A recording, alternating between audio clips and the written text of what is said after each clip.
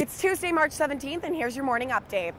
Canada's federal cabinet is weighing its options on whether or not to extend the combat mission against the Islamic State. If approved, the commitment could last more than 6 months and possibly up to a year.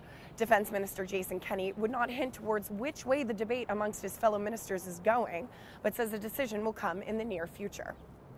Court documents filed against Omar Khadr late Monday night argue he waived his right to appeal when he signed a plea agreement in Guantanamo Bay and should not be allowed to apply for bail.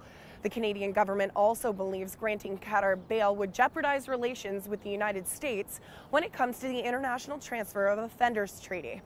Khadr's bail application is set to be heard in court on March 24th.